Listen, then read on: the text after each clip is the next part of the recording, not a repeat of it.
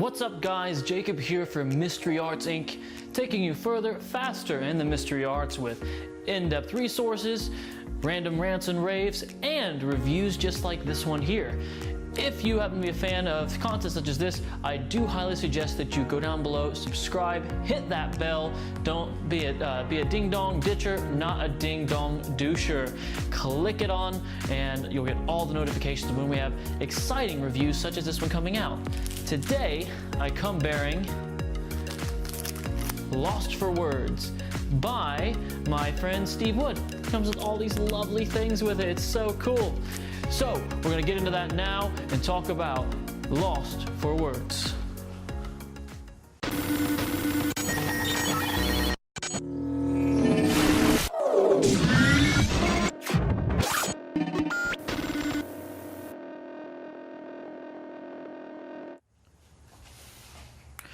So, what's the big deal about this product? You've probably heard a lot of rants, hype, all you could ever want to hear. Probably more than you want to hear from me even, about this product. What it is, it's a surefire word prediction that is just absolutely a really nice, impossible thing. You essentially use these guys. This is your prediction right here. They're cards that are numbered and have a word printed on them. So for example, if the word was, it would be W would have a 1, A would have a 2, S would have a 3. And you have a humongous stack of word cards like these. I think there's 51 in here, if I remember reading right in the book. They all have different words written on them, different handwritings. Somebody cuts the deck and mixes them. They take out a chunk. They give you a number between 1 and 16. They count down to that number themselves. You don't have to touch it. That's the beautiful thing. And they stop, they turn it over, and wouldn't you know it, it is the word you have predicted on different cards, so there's no way to change the order right in front of the very face that you've handed out at the beginning or whatever you want to do. First thing is the production value of this. Let's look at that. The book itself, it's a Hairside Press book. It's nice. It's not like hardbound or anything. It doesn't need to be though. It's really, really nice. I love the cover art on it. The editing and stuff inside is really nice. It gives you all of your bases covered. There's the effect itself. There's bonus ideas. That's a really awesome variation of Brain Games by Banachek that he's got in here, where you can essentially have one of the letters predicted ahead of time that they would name out loud, and there's no force to it. Yeah, you heard that right.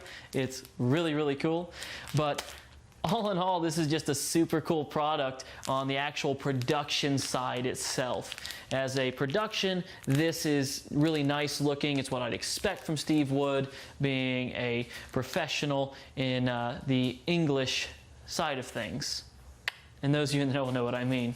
But let's get into the actual effect itself. So the effect itself is really a stunning one for sure.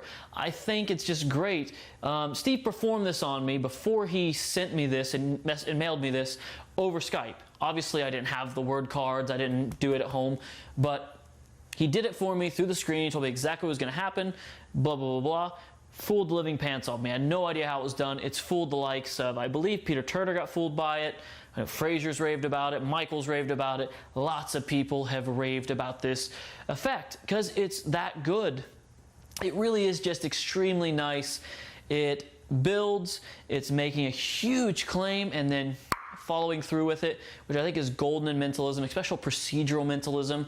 That being said, the procedure in this is not heavy. No more than you would if you have someone shuffle cards and deal cards. It's if you can do it A-can and any card, any number, but with 1 to 16, which is the sweet spot for the attention span. If you think about the human attention span being 8 seconds, you have something every 8 seconds to hold their attention span. There's a completely scripted performance in here. Makes it really easy to follow, to understand, to accomplish yourself. And while I haven't performed it yet because I just got it, and you don't just take out and test new things. Well, I do sometimes, but it's not advised. This is quality and worthy of being a professional performance piece. You could do this close up. You could do this parlor. If you got cards big enough, I guarantee you could do this on stage too. Or if you wanted to use little cards like this, I think that if you use these cards, I wouldn't use it past parlor. I'm sure you could get bigger cards though, because the cards are not gimmicked in any way. Those of you that are wondering off the bat, this is not a Svengali deck. There's not just a bunch of the same word in there. They can look through, and legitimately all of them are different. There's a phase where in it, if you have extra cards, where you can actually have them write a word and exchange it out for any word inside of the packet, and then you still go and do the effect. So they add words in and you take that chance and yet you still nail it. It's really nice what you can accomplish with this.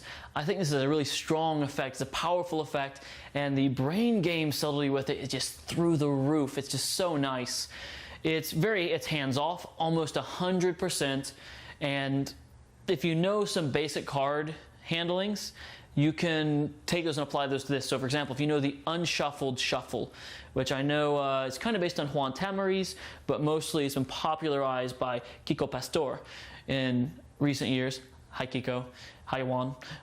You can do some real wonders with this where you have the cards shuffled together, and you don't need a false shuffle in this, you really don't, but it just adds an extra layer to it.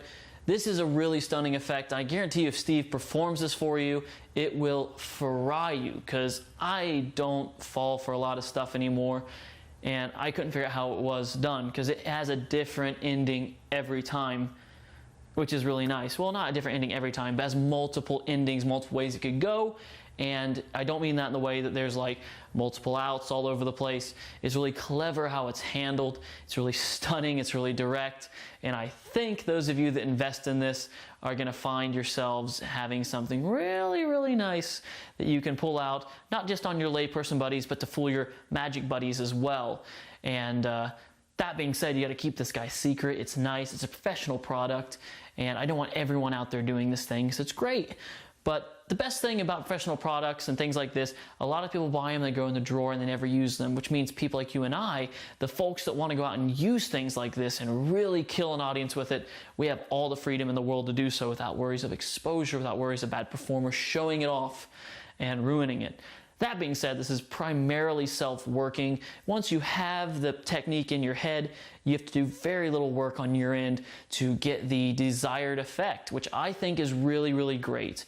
I love being able to focus more on my presentation, less on my method. More presentation, less method. Much better that way. Maybe that's just me, but I think that the self-working nature of this is a huge plus on this effect. So thank you for watching. This is a stunning, stunning, stunning little book right here. Production quality's through the roof. You get all the props you really need to do it. All you gotta do is go out and just collect, or you can do it yourself if you want to. Just get some random word stuff thrown in. Steve, and I agree to, suggests that you definitely go out and get different handwritings, different people to fill out each individual word card with random words, and get everything prepped up that way. It takes a little more time, but it shows a little more care, and it makes it look a little bit better in our opinion. Thank you again for watching. Mystery Arts Inc. here again with Jacob Smith. Hit that subscribe button if you haven't already. Ding dong ditch, hit that bell, make it ring, ding ding ding ding. You'll get notifications each time this comes up. Don't be a ding dong douchebag, because nobody will like you for that. And for those of you, because I know that literally about 65% of my audience watching this does not subscribe to this channel. Subscribe. If you want this channel to keep going, if you want more content like this, if you want to see these kind of videos, you're gonna have to subscribe.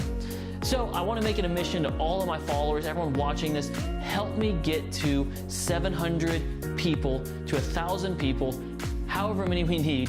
1,000's the optimum number. I want to get to 1,000 people within the next 3 months. So that's 500 new subscribers. I know there's enough of you out there with 80%, 60%, something of my audience not being subscribed to the channel. I can see you in my analytics, and I know that you are not that you are not subscribing. Please don't tune in for free. Subscribe, stay in the loop, be a part of the community, because that's what I want to create here at Mystery Arts Inc. as a community. We have a huge announcement coming up here soon. We're just ironing out the final details, which could potentially be the death of Mystery Arts Inc., but the birth of something brand new. Thanks again for watching. I'll see you guys next time. As always, your friend Jacob signing out.